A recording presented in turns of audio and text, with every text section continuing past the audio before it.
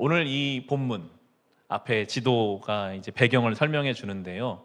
19절을 보시면 스데반에게 가해진 박해 때문에 흩어진 지금 배경입니다. 원래 예루살렘의 교회에서 은혜가 충만하게 있었는데 스데반이 돌에 맞아 죽었어요. 스데반만 죽고 하나님이 예루살렘 교회를 지켜주신 것도 아니고 예수 믿는 사람 다 잡아다가 막 가두니까 예루살렘에서 시작해서 결국 안디옥까지 지금 흩어져 있는 사람들의 이야기가 오늘 본문의 내용입니다. 200km 이상, 300에서 600km까지도 잡더라고요. 가는 길에 따라서는. 정말 먼 길을 이제 예수 믿는다는 이유 하나 때문에 흩어져 버린 상황에 놓여 있습니다. 박해로 인해서 전혀 예상하지 않은 곳에 와 있는 거예요. 내가 어쩌다가 여기 와 있을까? 난 앞으로 어디로 가야 하나? 다시 돌아갈 수는 있을까? 하나님은 뭐 하실까? 다양한 생각이 들 수밖에 없는 안디옥에 있는 성도들의 이야기가 이제 오늘 본문의 내용인데요. 오늘 본문을 이렇게 묵상하고 이 배경을 생각하면서 원치 않는 곳에 지금 와 있는 이 사람들의 모습은 어쩌면 우리 모두의 모습과도 다 있다라는 생각이 들더라고요. 우리 중에 태어나고 싶어 태어난 사람이 한 명도 없습니다. 그냥 태어나졌습니다. 우리 인생의 가장 중요한 것을 결정한다고 할 수 있는 부모를 선택한 사람이 없습니다. 부모는 선택할 수가 없어요. 내 인생에 제일 중요한 영향을 미친다고 할 수도 있는데요. 나라를 선택할 수도, 태어나고 싶은 시대를 선택할 수도 없습니다. 그냥 태어나진 거예요. 마치 전혀 원치 않고 예상하지 않았는데 박해 때문에 예루살렘에서 안디옥으로 흩어져 버린 것처럼, 던져져 버린 것처럼, 그 박해라는 상황에 끌려간 것처럼 우리도 전혀 원치 않았지만 부모 밑에서 이 대한민국의 이 시대에 지금 태어났습니다. 베이비 부머 시대라고 부르는 1955년생부터 63년생 정도까지 전쟁 이후에 많은 출산율을 기록했던 그 시대가 있죠. 만약에 그분들의 예를 들어본다면 저희 부모님이, 저희 어머니가 58년 개 띠시고 저희 아버지가 57년 닭 띠시거든요. 그 시대는 일단 부족한데 사람은 많으니까 치열한 시대였던 것 같아요. 전혀 원치 않았죠. 근데 태어나 보니까 엄청 많은 58년생들이 있고 57년생들이 있고, 나라는 지금 별로 이렇게 경제적으로 뛰어나지가 못하고, 저희 어머니가 종종 그런 말씀을 하세요. 쌀집 사는 사람이 그렇게 부러웠대요. 쌀집. 항상 저희 어머니 장녀신데 집에 쌀이 떨어지면 엄마를 시켜가지고 가서 좀 쌀집 가서 좀 쌀 좀 오늘치 외상으로 사와라. 그럼 그게 그렇게 부끄러웠대요. 아, 쌀집 사는 사람은 좋겠다. 쌀이 많이 있어서. 겨울 되면 그렇게 연탄을 쌓아놓고 온 사람이 부러웠다고 하시더라고요. 매일 그냥 하루 이틀치 연탄만 가지고 사올 수밖에 없었는데 연탄을 막 쌓아놓고 사는 사람이 그렇게 부럽고, 그 당시는 워낙 형제도 많고 대학을 가고 싶어도 외할아버지가, 저희 엄마의 아버지시죠, 무슨 여자가 대학을 가냐고, 공장 가라고. 대학을 가고 싶은데 돈을 안 대주니까 빙그레 아이스크림 공장에서 한 2년 정도 일하시다가 국어교사가 되고 싶었는데 이제 그 당시 제일 싼 교대가 제일 쌌대요. 2년제였던 교대. 그래서 공주교대 나오셨거든요. 자기가 돈 벌어서 교대를 나오시는. 결혼을 하고 나면 부모님을 책임져야 되는, 저희 그 베이비 부모 시대 어른들은 부모님이 전혀 노후 준비 안 되신 분들이니까 부모를 책임져야 되고 자녀도 책임져야 되고, 근데 부모를 책임지는 삶을 이렇게 허덕이만 살아보니까, 야, 이거 내가 노후를 준비해야겠구나. 내가 노후 준비 안 하면 내 자식에게도 이런 어려움을 주겠구나 하니까 부모 책임져야지, 자녀 책임져야지, 내 노후까지 준비해야지, 막 분주한 삶을 살았던 시대이시더라고요. 전혀 원치 않았어요. 그냥 그렇게 태어나 버렸고 살 수밖에 없는 현실을 막 살아가는 거죠. 저같이, 제가 86년생인데 80년생들이 바로 그 베이비 부모 세대의 자녀들 세대이다 보니 비슷하게 이제 인구가 많습니다. 저희 때 이제 수험생이 80만 명 정도, 지금보다 훨씬 많은 숫자여서 그랬는지 모르겠지만 굉장히 치열했던 것 같아요. 치열하게 살아야 되는. 중학교 때부터 저희 중학교는 좀 시골에 있어서 급식이 없었거든요. 도시락 2개씩 아침에 점심 도시락, 저녁 도시락 싸가지고 다니고. 고등학교 때는 전 주말에만 집에 왔습니다. 주중에 학교에 살고. 방학이 없죠. 방학 때도 보충 수업하고. 공부하는 게 그래도 적응된다고 좀 맞는다고 생각하는 편이었지만 그래도 학교를 다시 오는 게 뭔가 닭장 속에 들어가는 거. 지금도 그 장면이 선해요. 이렇게 네모난 학교에 터덜터덜 들어가는데 내가 닭장 속에 들어가는 닭과 같은 거 아닌가. 그렇게 원하는 대학에 들어가도 스펙이 있고 원하는 대학에 들어가도 또 취업이 잘 안 되더라고요. 저는 뭐 신학대학원을 갔으니까 덜했지만 친구들이 막 열심히 했는데 몇 년씩 취업이 안 되는 그런 어려운 시간들. 우리는 그렇게 원치 않아요. 원치 않았지만 어딘가에 던져진 것처럼 때로 끌려가는 느낌을 받을 때가 있습니다. 내가 어쩌다 지금 여기 와 있나? 나는 왜 지금 여기를 살아가는 것인가? 그런데 내 오늘 서 있는 이 자리가 예루살렘에 있고 싶었지만 예상하지 못한 박해로 인해 안디옥에 서 있는 것처럼 오늘 내가 서 있는 이 자리, 내가 왜 지금 여기 서 있을까? 그 자리가 그냥 아무 의미가 없거나 그냥 후회스럽거나 아니면 내일 일을 두려워해야 되는 자리가 아니라고 성경은 오늘 분명하게 말씀하고 있습니다. 이 본문이요, 얼마나 위로가 되든지요. 그 안디옥이라는 자리가 내가 전혀 예상하지 않은 자리지만, 사랑하는 자의 죽음, 스데반의 죽음이라는 슬픔으로 온 자리지만, 그런데 거기에도 내 인생을 향한 하나님의 계획이 있다라는 사실을 성경은요, 타협하지 않고 우리에게 분명하게 증거하고 계세요. 오늘 본문 우리 19절 20절을 보시면 이렇게 말합니다. 스데반에게 가해진 박해 때문에 흩어진 사람들이, 이게 우리의 존재죠, 페니키아와 키프로스와 안디옥까지 가서 유대 사람들에게만 말씀을 전하였다. 그런데 그들 가운데서 키프로스 사람과 구레네 사람 몇이 있었는데 그들은 안디옥에 이르러서 그리스 사람들에게도 말을 하여 주 예수를 전하였다 합니다. 이게 좀 말이 안 되는 이야기거든요. 막 왔어요. 안디옥에 오면 사람들이 이방인인 거 대충 알거든요. 저 사람 안디옥 사람들이 아닌데 어쩌다 여기까지 왔을까? 나는 예루살렘에서 왔는데요, 내가 예수 믿다가 쫓겨왔습니다. 그런데 예수님은 살아계십니다. 당신이 예수를 믿어야 합니다. 일부 사람들은 유대인에게만 전했어요. 하나님의 뜻이 지금 이 사도행전 전체를 통해 땅끝까지 복음을 증거하는 대로 지금 밀고 가시는데도 그 손길에 가는 것도 모르고 거기 가서도 유대인에게 복음을 전하는 사람이 있었고, 오늘 성경의 표현이 그렇습니다. 그런데 어떤 이들은 그리스 사람에게, 그리스 사람, 헬라인이라고 이야기되는 것은 이방인을 대표하거든요. 예수님 말씀을 생각하는 거예요. 예수님 분명히 땅끝까지 복음을 전하라고 하셨는데 자기의 처지로서는 말할 게 없을 것 같아요. 예수 믿다가 내가 여기 도망 온 사람인데 내가 말할 수 있을까? 그 당시 안디옥은 그 실크로드에서 가장 마지막에 있는 굉장히 번화한 도시였다고 합니다. 무역의 중심지, 문화의 중심지였어요. 거기에 도망쳐 온 이 성도들이 자기의 몰골과 자기의 처지로는 입이 안 떨어질 것 같거든요. 근데 그들에게는 그런 게 별로 중요하지 않았어요. 예수님이 살아계시니까요. 내가 예수를 만났습니다. 비록 내가 그것 때문에 여기 와 있지만 예수님은 살아계십니다.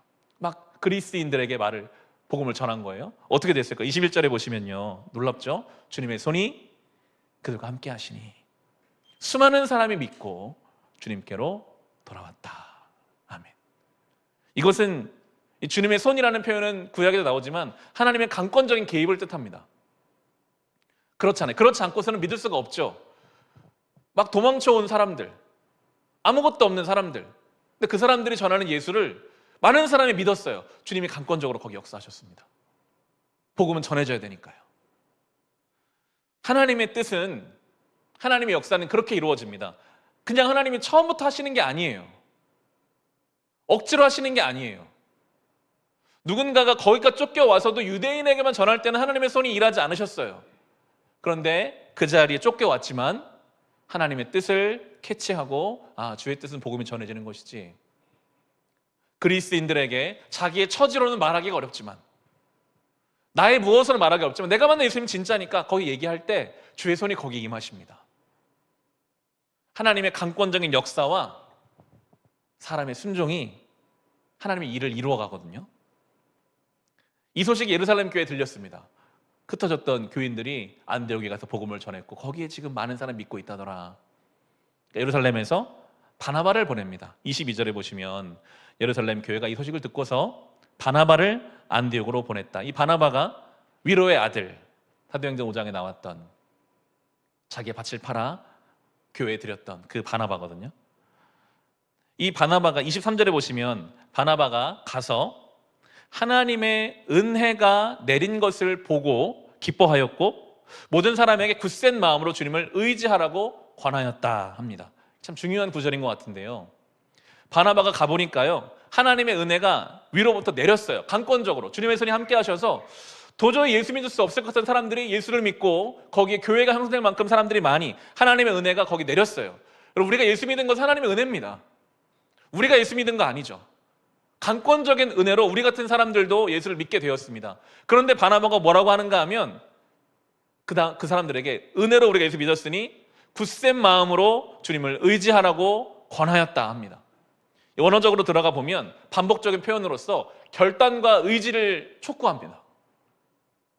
하나님이 강권적으로 예수 믿게 하셨는데 근데 하나님이 계속 끌고 가시는 게 아니라 강권적으로 예수를 믿었다면 그 다음에는 의지적으로 결단을 해서 주님께 붙어있으라는 표현이 나오거든요. 이게 주님께 붙어있는 듯한 원어적인 표현입니다. 주님께 붙어있어라, 머물러 있어라, 그것을 인생의 목적으로 해라, 그런 권면이었어요. 신앙에는 두 가지 같이 가는 것입니다. 하나님의 강권적인 은혜가 있죠. 그래서 예수를 믿었습니다. 그리고 나면 우리는 의지를 다해 주님께 붙어 있어야 합니다. 결단을 해야 합니다. 내 인생의 목적을 그걸 삼아야 합니다. 내가 주님께 붙어 있어야지, 굳센 마음을 가져야지, 내가 주님을 의지해야지. 그게 바나바의 권면이었습니다.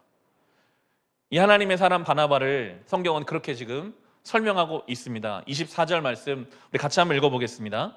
바나바는 착한 사람이요 성령과 믿음이 충만한 사람이었다. 그래서 많은 사람이 주님께로 나아왔다. 아멘. 바나바를 착하다 하니까 우리의 개념에 있는 착하다는 뭔가 이렇게 부드러운 사람, 예스맨이 착하다라고 할 수도 있겠지만 이 바나바를 말하는 이 착하다라는 단어는 구약의 단어로 옮긴다면 하나님께서 창조하실 때 보시기에 좋았더라 하시잖아요. 보시기에 좋았더라. 그 단어가 이 단어와 같은 단어를 씁니다. 성경이 말하는 착하다라는 것은 어떤 성품적인 것이 아니라 존재적인 것입니다. 하나님이 처음 창조하셨을 때 그 하나님의 형상대로 흙으로 빚으시고 코에 숨을 불어넣으셔서 만드셨던 그 인간을 보고 보시기에 심히 좋았더라 하셨던 그 단어를 이 바나바에게 쓰심으로써 이 바나바가 죄로 인해 상실되었던 하나님의 형상을 많이 회복한 사람이었음을 이야기해 주는 거예요. 착하다는 것은요, 하나님 형상을 회복한 사람. 그걸 더 구체적으로 두 가지를 씁니다. 성령과 믿음으로 충만했다. 이게 오늘 계속 가는 주요 주제인데요. 성령으로 충만한 것은 주님이 채워주시는 거죠. 강권적인 주님의 손이요 하나님의 은혜가 위로 내린 것과 같은 성령으로 충만한데 그걸로 끝이 아니라 믿음도 충만했다 합니다. 그것을 내가 믿는 거예요. 스데반이 죽었는데 돌에 맞아서. 그래서 예루살렘 교회가 흩어져 버렸는데 그런데 여전히 우리를 떠나지 않으시는, 이걸 보니까 주님은 우리 곁에 안 계시는구나. 내 판단과 내 상황적인 어떤 근거를 가지고 나가는 사람이 아니라 믿음으로 충만해서 그럼에도 불구하고 나와 함께 하시는 하나님을 믿는 믿음, 의지적으로 주님이 나와 함께 하시는 나는 그럼 무엇을 할 것인가? 주님과 함께 하십시오. 그리고 이 성령의 사람, 믿음의 사람, 그래서 바나바가 사울을 데리러 가요. 위에 다소가 있잖아요. 다소에 지금 칩거하고 있는 사울을 데리러 갑니다. 사울이 회심하고 10년 정도 지난 시점이거든요. 다소까지는 한 200여 킬로 정도가 된다고 합니다. 25절, 26절 우리 같이 한번 읽어보겠습니다. 바나바는 사울을 찾으려고 다소로 가서 그를 만나 안디옥으로 데려왔다. 두 사람은 1년 동안 줄곧 거기에 머물면서 교회에서 모임을 가지고 많은 사람을 가르쳤다. 저희들은 안디옥에서 처음으로 그리스도인이라고 불리었다. 아멘. 저는 여기서 이제 질문을 던지게 되더라고요. 처음으로 그리스도인이라고 불린 이 놀라운 사건이 지금 일어났는데, 그 일어났던 일은 이 사울과 바나바가 거기서 26절에 보시면 모임을 가졌고 가르쳤다 합니다. 두 가지입니다. 두 가지.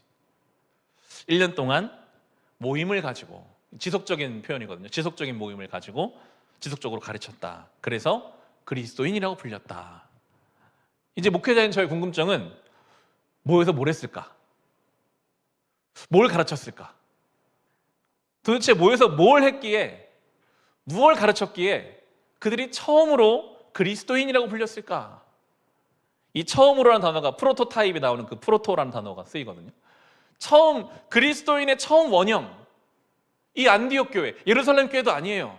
이 안디옥 교회가 처음으로 그리스도인이라고 불려지는 그 그리스도인의 프로토타입인데, 그들이 어떻게 그렇게 불려졌을까? 마치 우리가 흑인, 백인, 황인 하면 그냥 보면 알거든요. 그들만의 특성이 드러나는 거죠. 누구나 알 수 있는 특징처럼 그리스도인이라고 부르면 알 수 있는, 그들이 도대체 모여서 뭘 했기에, 어떤 걸 가르쳤기에 성경이 그것을 말하고 있지를 않아요. 모여서 뭘 했다, 어떤 책, 어떤 교재로 어떻게 했다, 뭘 가르쳤다. 저는 이것이 저에게는 우리가 묵상해야 될, 모여서 무엇을 하면, 무엇을 배우면 우리가 그리스도인답게 될 수 있을까? 지속적인 질문과 묵상이 필요하겠다는 생각과 함께, 그리고 이들이 맨 처음 이제 한 밑에 있는 나오는 것이 이 그리스도인이라고 불렸던 안디옥 교회가 제일 처음 한 일에 대해서는 쓰고 있습니다. 그걸 가지고 우리가 생각해 볼 수 있죠. 그리스도인의 특징, 그리스도인의 행보를 알 수 있습니다. 27절부터 30절을 보시면 아가보라는 사람이 이제 예언의 은사를 받아가지고 기근이 올 것을 예언해요. 기근이 올 것입니다. 큰 기근이. 그리고 예언대로 기근이 왔어요. 먹고 살기 힘든 때가 온 거예요. 그때 29절 30절을 보시면 기근이 정말 왔는데, 그래서 제자들은 각각 자기 형편에 따라 몫을 정하여 유대에 사는 신도들에게, 아마 예루살렘이었겠죠, 구제금을 보내기로 결정하였다. 그들은 그대로 실행해서 바나바와 사울 편에 그것을 장로들에게 보냈다. 아멘. 저는 여기서 그리스도인이 무엇을 모여서 했고 무엇을 가르쳤을까를 좀 생각해 보게 되었습니다. 예수 믿은 지 1년밖에 안 된 사람들일 수 있잖아요. 얼마 안 된 사람들입니다. 안디옥 교회는. 그런데 기근이 왔어요. 그러면 아이고, 이거 하나님 기근도 못 막아주시나? 아니, 하나님이 천지 만물을 창조하 주관하신다면서요. 근데 왜 나에게 기근이 오게 합니까? 그럴 수가 있거든요. 내 삶에 내가 어찌할 수 없는 문제를 하나님을 향한 원망이나 불평이나 불신앙으로, 이런 거 보니까 하나님 없나 보다라고 떠나거나, 하나님한테 기근 좀 없애주세요, 나 이것 때문에 힘들어요 라고 할 수도 있을 것 같은데, 그런데 이 그리스도인이나 처음 불렸던 안디옥 교회는 그 기근의 영역을 그냥, 저는 그렇게 묵상해봤는데, 하나님께 맡기고 어쩔 수 없으니까요. 그럼 나는 기근의 때에 뭘 할 것인가? 마치 예루살렘에 있는 성도들을 박해 때문에 안디옥으로 모셔서 복음을 전해 가신 것처럼, 내 인생이 지금 이 기근을 만나서 힘든데, 그럼 나는 그리스도인으로서, 그리스도인이라는 단어 자체가 그리스도에게 속한 사람, 그리스도를 따르는 사람이라는 뜻이거든요. 내가 그리스도에게 속한 사람이라면, 내가 그리스도를 따르는 사람이라면 나는 이 주어진 기근 앞에 무엇을 할 것인가? 그들은 예루살렘 교회를, 유대 교회를 생각했어요. 표현이 그렇게 나옵니다. 각각 형편에 따라 몫을 정했다고 합니다. 억지로 하진 않았습니다. 그리고 결정을 먼저 합니다. 우리가 그들을 도웁시다. 그리고는 실행까지 합니다. 참 구체적이죠. 기근의 때에 기근을 원망하고 앉아있는 게 아니라, 왜 기근을 주셨는데요? 이 기근은 어떻게 할 건데요? 하나님은 뭐 하시는데요? 그게 아니라, 이 기근의 때에 우리 각자의 형편에 맞게 우리보다 더 어려울 수 있는 유대교회를 도웁시다. 계획을 하고 그 계획을 실행을 합니다. 바나바와 사울을 보냅니다. 성경은 그리스도인이라고 어떻게 불리게 되었는지 설명하고 있지는 않으나 이 구절을 바로 뒤에 붙여 놓음으로써 우리에게 묵상할 거리를 주시는 거죠. 그리스도인은 어떻게 살아야 하는 존재인가? 우리의 정체성입니다. 두 가지가 우리에게는 함께 있습니다. 우리가 통제할 수 있는 어떤 것들이 우리에게 주어졌습니다. 하나님이 그렇게 자유의지를 주셨어요. 이 시간에 교회 온 것도요, 우리가 통제한 거죠. 다른 데 갈 수도 있고 다른 일 할 수 있습니다. 하지만 내가 주의를 지켜야지 하는 생각으로 다른 일정들을 잡지 않고 교회에 왔죠. 우리가 해야 되는 어떤 통제 영역이 있지만 마치 박해나 예루살렘에 살 수 없게 하는 그런 박해나 찾아오는 기근처럼 내 힘으로는 할 수 없는 어떤 것들이 있거든요. 시대적인 흐름일 수도 있고, 우리가 나이를 먹어가는 것도 그래요. 어느 순간 우리가 나이를 먹어가 체력이 떨어지고 몸의 기관이 약해집니다. 이거 어떻게 할 수가 없어요. 우리가 그냥 거기에 끌려갈 수밖에 없는 거예요. 그럼 그때 내가 할 수 있는 것은 내가 오늘 주 앞에서 내가 그리스도를 따라가기 위해 어떻게 뭘 할 것인가 고민하고 계획하고 실행하고 할 수 없는 부분들은 여기 하나님 뜻이 있겠지. 이게 하나님의 뜻이 여기 있겠지. 그게 그냥 입버릇처럼 하는 말이 아니라 정말 우리의 영혼의 고백으로 하나님은 천지만물을 창조하셨고 나를 사랑하시는 아버지이시니 이 기근이 왔다면, 박해가 왔다면 여기에도 뭔가 주의 뜻이 있겠지. 그 성경이 말하죠. 거기에 주의 손이 있었어요. 박해로 떠밀려간 그 안디옥에도 주님의 손이 함께 하시는 자리가 있었어요. 그것을 믿음으로 붙잡는, 그것이 그리스도인의 삶인 것을 생각해 보게 됩니다. 그리스도인, 그리스도에게 속하고 그리스도를 따라간다는 것, 결국 예수의 죽음은 우리의 생명이 되었습니다. 예수를 따라간다는 것은, 요즘 레위기도 계속 그런 얘기를 많이 하는데요, 죽어야 살아요. 우리의 죄 때문에 죄 없는 재물이 죽어야 내가 살아요. 예수의 십자가의 죽으심 때문에 내가 살았어요. 그게 예수를 따르는 길입니다.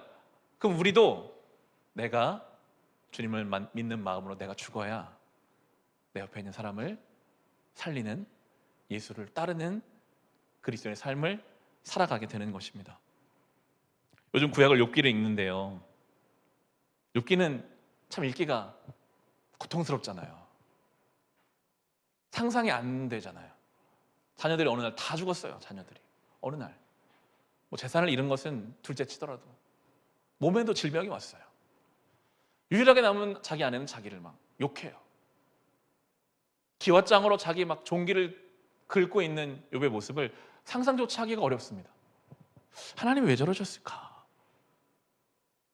욥의 친구들이 와가지고 막 계속 이런저런 이야기를 해요. 네가 이래서 그런 거 아니냐, 하나님 이런 분이 아니시냐. 맞는 말이거든요. 근데 욥에게는 이게 안 들려요. 안 들려요. 설명할 수가 없는 거예요. 욥이 하나님 앞에서 막 뒹굴입니다. 하나님, 차라리 나를 만들지 마시죠. 하나님 뭐 하세요? 하나님, 내가 죄 지은 게 하나님한테 그렇게 뭐가 손해라고 날 이렇게 어렵게 하세요? 별 얘기를 다 합니다. 욥이 그 역시도 오늘 본문으로 갖고 온다면 그리스도인이기 때문에 그가 할 수 없는 영역이 있어요. 이미 자녀가 죽었고 이미 병에 들었습니다. 내 인생에 기근이 왔습니다. 내 인생의 박해로 안디옥에 와 있습니다. 욥기를 우리가 쭉 읽어가면 우리는 좀 그런 기대가 있거든요. 뭔가 하나님이 시원하게 설명해 주시겠지? 그 고난에 대해서. 왜 자녀들이 죽은 것이다, 이거 이렇게 하면 될 것이다. 근데 욥기는 그런 말이 없어요. 시원하게 설명을 안 해주세요, 하나님. 그런데 욥은 하나님 앞에서 모든 것을 다 수용하는 자리가 돼요. 그게 체념이 아니라 진짜 그가 하나님을 받아들이거든요. 욥기를 읽는 방법은 논리성이 아닙니다. 우리의 인생을 읽어가는 방법은요, 설명과 논리가 아닙니다. 물론 어느 정도까지는 설명과 논리가 작동합니다. 하나님도 이성을 만드셨으니까요. 그런데 정말 중요한 자리에는요, 믿음으로만 올 수 있게 하시는 자리가 있어요. 그게 아니고는 그 자리가 받아들여지지가 않아요. 설명할 수가 없어요. 왜 내 인생이 지금 여기에 서 있는가? 왜 내 인생에 기근이 왔는가? 욥은 그런데 진짜 하나님을 인정하거든요. 하나님 앞에 서서. 저는 그렇게 읽혀지더라고요. 아, 이게 믿음으로 다 알 수 없지만 하나님의 뜻을 믿음으로 그것을 받아들인다는 것. 살아계신 하나님이 나의 하나님이시라면 이 고통스럽고 이해할 수 없는 것까지 쓰셔서 뭔가를 하실 하나님이시기에 내가 주님을 내가 믿겠습니다. 설명하지 않으셔도 됩니다. 제가 설명해도 알 수도 없습니다. 그렇게 가거든요. 우리의 삶은 또 마치 기근과 박해처럼 우리를 끌고 갈 것입니다. 나와 너무 이해가 안 되는 사람들과 우리는 함께 살아야 되잖아요. 그것부터가 우리의 인생의 기근이에요. 가장 가까운 사람, 함께 많은 시간을 보내는 사람, 아니 심지어 내 배가 아파 나온 내 자식이 이해가 안 되는 거예요.